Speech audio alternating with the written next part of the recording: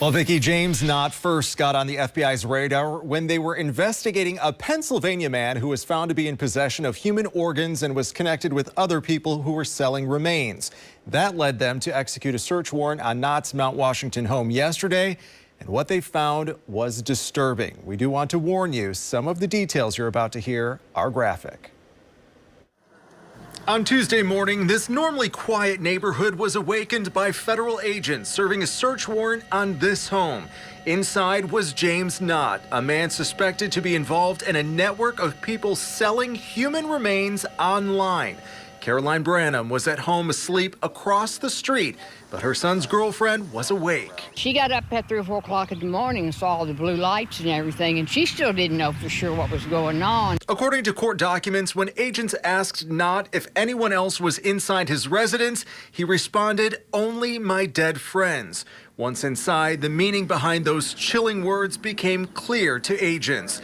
During their search, they found 40 human skulls, spinal cords, femurs, and hip bones.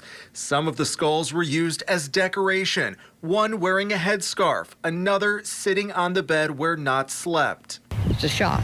When I heard this, you just never know who your neighbor is anymore. But it doesn't end there. According to court documents, Knott was also selling human remains on Facebook under the alias William Burke.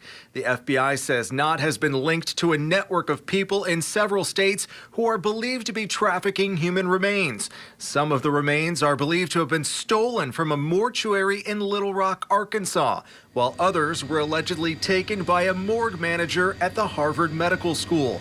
Agents even finding a Harvard Medical School bag inside Knott's home. They also found weapons, ammunition, and materials to make destructive devices. Yes, I'm shocked. But anymore nowadays, nothing surprises me. You know, this world is just, from when I was younger to, things have changed. Well, right now, the only charge Knott is facing is the possession of a firearm by a convicted felon. If he's convicted, Knott faces up to 10 years in prison. Live in studio tonight, Drew Gardner, WLKY News. Thank you, Drew.